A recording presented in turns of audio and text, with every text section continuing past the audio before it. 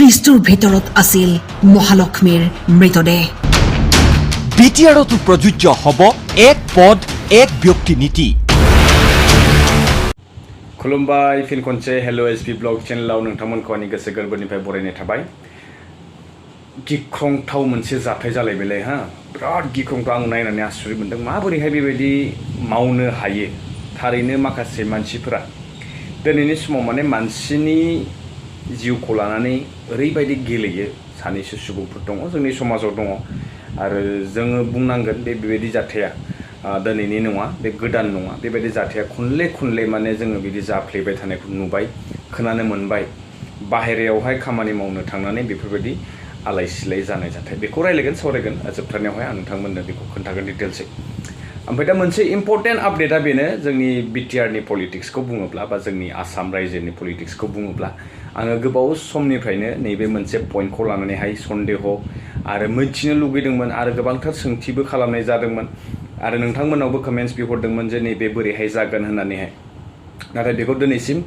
रावखौबो बे पइन्टखौ खननैसो गेजेरावहाय बिपिएफ पार्टिनि सानैसो दैदेनगिरिफ्रा बेखौ रायखांदोंमोन। स' नोंथांमोना अलरेडि हमदांना मोनबाय जानांगौ आरो हयथ' नुबायबो जानांगौ। बाट बे गोदान आपडेट एकदम लेटेस्ट फैथारनाय। स' बे बाथौ नैबेखौ लानानैहाय जोंनि माहारियारि आफादनि आफादगिरि दिपेन बर' बिथाङा सारा बेखौहाय मिडियानि गेजेरजोंहाय फोरमायदों जे सासे व्यक्तिया मोनसेल' पदनि थाखाय एलिजिबल जागोन बा मोनसेल' पदआवहाय थानो मोनगोन। एक्चुअली बियो जोंनि भारतनि संबिधाननि एगेन्स्टआवबो जायो आरो संबिधाननि मथे जोङो जुदि नायोब्ला एज पार दि कन्स्टिटिउसन जुदि जों नायोब्ला बा जोंनि स्टेटनि कन्स्टिटिउसन बा जि आइन दङ बे आइन मथेब्ला माने सासे व्यक्तिया मोनसेल' मासेयावहाय गावनि माबाखौ पजिसनखौ हल्ड खालामनो हायो। स' बेनो जे दिनै जोंनि बिटिआरआवबो सासे बेबायदि दङ जेरैहाय जोङो बुंनो सानदों नोंथांमोना हयथ' मिथिखाबाय जानांगौ जोंहा मानगोनां गबिन्द बसुमतारी सार बिथाङा दिनै मोननै एसेम्ब्लियावहाय बिथाङा पजिसन हल्ड खालामनानै दोनदों। मोनसे जोंनि बिटिआरनि जेनेबा काउन्सिलनि एसेम्ब्लिनि डेपुटि सिएम बिथाङा ना एमसिएलए हिसाबै आरो बेलाफारसे बिथाङा स्टेट एसेम्ब्लियावबो बिथाङा एमएलए हिसाबै दङ। स' बेखौ गोबांबार सोंथि खालामनाय जादों आरो दे उफ्रा बिसायख'थि जानो गोनां बिथाङा मानो मोननै पजिसनखौ हल्ड खालामदों बेनि जायगायाव सोरबा बेलेगा गसंनो हागौमोन बा फसंनो हागौमोन। स' बेनो आरोना दिनै बिथाङा बिटिसि काउन्सिलनिबो सासे मेम्बार आरो बेलाफारसेथिं स्टेटनिबो एसेम्ब्लिनिबो बिथाङा एमएलए। स' खामानि मावनायावबो उसुबिदा जायो आरो बेलाफारसेथिं बे संबिधाननि एगेन्स्टआवबो थाङो जे बिथाङा माबोरैहाय एथ' गोलाव सम मोननैबो पजिसनखौहाय मेनटेन खालामनानै लाखिबाय थादों आरो मानो इउपिपिएल पार्टिनिफ्रायहाय बेखौ रेजिगनेसन होआखै बा स्टेटनिफ्रायबो माने बेयाव उफ्रा बिसायख'थिनि बागै मानो सावरायनाय जायाखैमोन। स' नैबे बाथ्राया दिनै दिपेन बर' साराबो बेखौ बुंदों जे बिथाङा थोंजोङै बुङाखै बिथाङा मुंखौथ' लायासै नाथाय जों मिथिखागौ ना गबिन्द बसुमतारी सारानो मोननै पजिसन जोंनि बिटिआर हालामनिफ्राय बिथाङा मोननै पजिसन हल्ड खालामदों। स्टेटआवबो दङ काउन्सिलावबो दङ। दा बेबायदि जाथावना नङा बेनिखायनो बिथाङा रेजिगनेसन होनांगौ नङा होमबा बयबो मिथिखागौ। बिथांनि जायगायाव दा सोलायनांगौमोन नाथाय दा मा लाब जाबावनो ना अलरेडि टार्म्सआनो जोबनोसै ना काउन्सिला जानोसै बेनि उनावहाय एमएलए जानोसै। स' बिदियावहाय माखासे एक्सपेन्सेसनिबो बाथ्रा थायो खरसानिबो बाथ्रा थायो। उफ्रा बिसायख'थि खालामनाय माने सरकारनिफ्राय मोनसे बाजेट बेवहाय लाबोनांगौ जायो। दा बियो थाबैनो मावजागोन होनना बुंदों नेक्स्ट टाइमनिफ्राय जागोन हयथ' फिन खनसे आरो डेलिमिटेसन जाबावगोन बेथ' रोखाखा। जिहेतु समस्ति बारायनायनि बाथ्रा बुंदों 40थानिफ्राय 60था लांगोन। दा बेवहाय जोङो मोनथिनो गोनाङा नैबेसो बा जोङो बेखौसो साननो गोनां बिसय जे जिहेतु समस्ति बारायनायनि बेलायावहाय जुदि जोंनि एसटि खथा बा एसटि रिजार्भ सिटआ जुदि बेवहाय बाङाब्ला जोंहा मा लाब जागोन मा खहा जानो थांगासिनो दं बेफोरखौबो जोङो मोनथिनांगोन। स' बेनिखायनो जोङो थाबैनो बिनि बागै मोनथिनो लुबैयो। स' जों आपडेटखौ होगोन नोंथांमोननोबो आङो थाबबो मोननो हायोब्ला आपडेटखौ थाब मोननो हायोब्ला मोनबेसे सिटआ रिजार्भ जागोन मोनबेसे सिटआ आनरिजार्भ जेनेरेलनि थाखाय हगारगोन बेफोरबायदि ना एससि एसटि बा जेनेरेलनि थाखाय हगारनाय जागोन 60 समस्ति जितु जागोन बेवहाय जोंहा लाब जागोन ना जाया नैबेखौ जों हयथ' बयबो मोनथिनो लुगैयोना जिहेतु जोंनि काउन्सिल नायलुजाल' मोनसेल' काउन्सिल बिटिआरबाबो जिबाबो जोंनि थांना थानांगौनि गासिबो राहायानो नैबेयावनो। स' बेनिखायनो जों बे मोजां जाजानायखौ जों बयबो हास्थायो लुबैयो बेनिखायनो गोबांथार आपडेट्सफोर फैदों नाथाय गोबांथार आपडेट्सनि गेजेरावहाय आं सानाखै जे गासिबखौबो होनांगौनि बाथ्रा दङ होननानै नोंथांमोना आदार्स निउस चेनेलफ्रावहाय नुखागोन स' बे इम्परटेन्ट मोनदों आङो बे जोबोद इम्परटेन्टमोन जे बिथु मोनसे सासे बेक्तियानो मोननै पजिसन हल्ड खालामनाय बे जोबोद इम्परटेन्टथारमोन आरो बे दिनै रायखांजाबाय जोंनि स्टेटनि निउस चेनेलफ्रावहाय स' बियो हयथ' बेनि रिजाल्टखौ मोनगोन जोङो थाबैनो एन्ड जिहेतु बे जाथाय जानाया ना ओरैबायदि जाथाय जादों बेंगलरावहाय माने जोंनि आसामनिफ्राय सासे आइजो लक्ष्मी दास होननाय बिथाङा थारमाने मोनसे शपिं मलाव खामानि मावोमोन बिथाङा बेंगलराव थायोमोन रुम भारा लानानै थायोमोन हारसिङै थायोमोन आरो खोनानाय बायदिब्ला बिथांना हौवाबो दंमोन गथ'बो दंमोन नाथाय बिथाङा हारसिङै थानायनि मोनसे डिसिसन लायो मानो थाखाय बिथांना बेंगलरावहाय सोरजोंबा माने अफेयार दंमोन बेबायदि दा गोसथोनायानो बिथांनि थाखाय जिउ खहा खालामनो गोनां मोनसे रिजन जानानै फैबाय आरो बेबो ओरैबायदि गिथावना आं बेखौनो बुंदोंमोन गिथावना बिथांनि जिथु गोथै सहखौहाय गोदाफ्लेजोबनानैहाय फ्रिज सिङाव सोना दोनदोंमोन बेबायदि आरोना आसरित माबोरैहाय मानसि सासेखौहाय गोदाफ्लेनानै बेबायदि बेदर बायदि दोननो हायो दा बे लासैनो माने रुम अनारा थारमाने बेखौ हमदांना मोनबाय मोनामबाय एक्चुअली मा मोनामबाय थादों साननै सानथाम जाबाय बेबायदि आरोना मोनामनायावसो माने बेखौ मिन्थिबाय जे बिथांनि गोथैया देहाया थारमाने दानफ्लेजोबजानानैहाय फ्रिजआव दोननाय बेबायदि दा खौरांनि मथेब्ला मोनथिनो मोन्दों जे सोरबा आश्रफ होननाय बेक्तियाहाय माने गोसथैमोन लाभ अफेयार्स दंमोन स' बेनिखायनो लक्ष्मी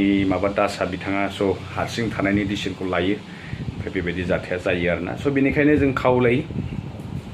दा बेनिखायनो गोबांथार जोंनि बिटिसि हालामनिफ्रायबो गोबांथार मानसिफोरा आइजोफोरखौनो होन बा सेंग्राफोरखौनो होन बा जायबा बेखार नङा होमबा खामानि नागिरनानै होसोनानै बयबो बेबायदिनो दाब जायगायाव थाङो मावहैनो थाङो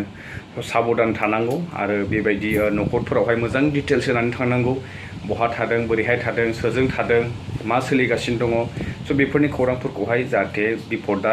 फैया बेनि थाखायनो जों सिगाङावनो बेनि थाखाय रेडि जाखानांगौ जिहेतु जोंनि जायगा नङा बियो जों गुबुन जायगायाव थाङोब्ला जों जेब्लायबो गावनि सेफटिखौहाय सानग्रोनांगोन आरो बिदिनो जोङो सोलिनांगोन ना जिहेतु खामानिबो गैया जोंनियावहाय स' जोङो बिदिनो गुबुन जायगायाव थांनानै खामानि मावहैनो गोनां जायो स' बेवहाय जोंहा खुनु बुंनो गोनां बाथ्रा गैया गावनि जिउ स' गावनि जिउनि राहा लामाखौ नागिरनानै बयबो बिदिनो दाब जायगायाव थाङो नाथाय जाथाया जेब्ला बेबायदि जायो अब्ला जोबोद दुखु नांनाय मोनसे खौरां बेखायनो जोङो बेफोरनिफ्राय सोलोंनांगौबो दङ आरो अवेर जानानै थानांगौ जानला मेनला मानसिफोरजों जोङो सिनायथि परिचय खालामनाङा फोथायनाय बायदि बिथांमोना गोदै बुंनानै बिदिनो फाव फान्दायनानै नोंथांमोनखौहाय गाब्र'होयो दा बिदिनो जोंनि आइजोफोराबो गोबांथार माने गुबुनजों खारसनहैनाय बायदिसिना जानाय जाथाया जोंनि सिगाङावनो जोङो नुबाय थायो स' बेनोमोन आंनि फारसे बुंनो गोनां मेसेजआ आरो नोंथांमोना प्लिज खालामनानै फोरमायहरदो जे गबिन्द बसुमतारी सारा जिथु मोननै पजिसन हल्ड खालामदों नैबेयो बेबारनि उफ्रा बिसायख'थियावहाय बेखौ माबोरैहाय लांगोन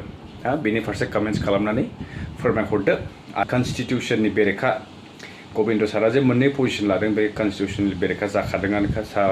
नैबेनि फारसे नोंथांमोना मा बुंनो सानो कमेन्ट्स खालामहरनानै फोरमायहरनो हागोन स' लोगो मोनसिगोन नेक्स्ट भिडिअ टिल देन स्टे टिउन बाय বহুতৰ বাবে বিটিআৰত তল যাব খান্দহ খোৱা বালি বিটিআৰতো প্ৰযোজ্য হ'ব এক পদ এক ব্যক্তি নীতি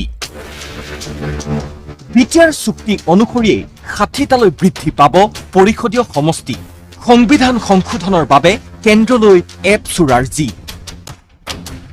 অদূৰ ভৱিষ্যতে খান্দহ খোৱা বালি তল যাব বিটিআৰৰ বহু সংখ্যক ৰাজনৈতিক নেতাৰ বিশেষকৈ গণতান্ত্ৰিক ব্যৱস্থাৰ স্থিতিশীলতা আৰু অখণ্ডতা বজাই ৰখাৰ স্বাৰ্থতেই বিটিআৰতো প্ৰযোজ্য হ'ব পক্ষপাতিত্ব বিৰোধী আইন আৰু যদি সেয়াই হয় তেন্তে বিটিআৰৰ নিৰ্বাচিত দলীয় পাৰিষদসকলেও ইচ্ছানুসৰি সলনি কৰিব নোৱাৰিব দল ইয়াৰ বাবে পালন কৰিব লাগিব পক্ষপাতিত্ব বিৰোধী আইনে নিৰূপণ কৰা চৰ্ত কেৱল সেয়াই নহয় কোনো কাৰণতে এগৰাকী ব্যক্তিয়ে একে সময়তে নিৰ্ধাৰিত সময়তকৈ এদিনৰ বাবেও বেছিকৈ কাৰ্যনিৰ্বাহ কৰিব নোৱাৰিব পৰিষদৰ লগতে সংসদ অথবা বিধানসভাত যিদৰে বৰ্তমানে বিধায়ক হিচাপে অসম বিধানসভাত আৰু পাৰিষদ হিচাপে বিটিআৰত কাৰ্যনিৰ্বাহ কৰি আছে উদালগুৰি বিধানসভা সমষ্টিৰ ইউপিপিএলৰ বিধায়ক তথা বিটিচিৰ উপ মুখ্য কাৰ্যবাহী সদস্য গোবিন্দ চন্দ্ৰ বসুমতাৰীয়ে এটা মানুহ এটা সিটতে তেওঁ বাহাল থাকিব 2-3টা তেওঁ সুবিধা ল'ব নোৱাৰিব এতিয়া কাউন্সিলতো যদি থাকে এমএলএও থাকে বা কাউন্সিলৰ সিটত জিকিও যদি এমপি হয় তো এটা সিটে থাকিব তাৰ কাৰণে তো তেনেকুৱা যি প্ৰক্ৰিয়া আছে সংবিধানত এই সংবিধান প্ৰক্ৰিয়া মতে তাত মানে ব্যৱস্থাটো থাকিব চিৰদিনৰ বাবে বিটিআৰতো এই অশুভ পৰম্পৰা বন্ধ কৰাৰ বাবে প্ৰয়োজন আছে সংবিধান সংশোধনীৰ বিটিআৰ আৰু গণতান্ত্ৰিক ব্যৱস্থাৰ স্থিতিশীলতা আৰু অখণ্ডতা বজাই ৰখাৰ স্বাৰ্থতেই সংসদৰ সমাগত শীতকালীন অধিৱেশনতেই দেশৰ সংবিধান সংশোধন কৰাৰ দাবী এপছুৰ সভাপতি দীপেন বড়োৰ আৰু আমি দাবী জনাইছো অহা পাৰ্লিমেণ্ট সেশন নৱেম্বৰ ডিসেম্বৰ যি উইন্টাৰ সেই উইন্টাৰত যাতে সংবিধান সংশোধন যে বিধেয়ক সেই বিধেয়কটো যাতে পাৰিত হৈ যায় তাকে আমি কেন্দ্ৰীয় চৰকাৰক আমি আৰ্জি ৰাখিছো আৰু যদি বিচৰা ধৰণেই সংসদৰ শীতকালীন অধিৱেশনতেই সংবিধান সংশোধনী ফ্ৰিজটোৰ ভিতৰত আছিল মহালক্ষ্মীৰ মৃতদেহ সেই দৃশ্য আছিল অবিশ্বাস্য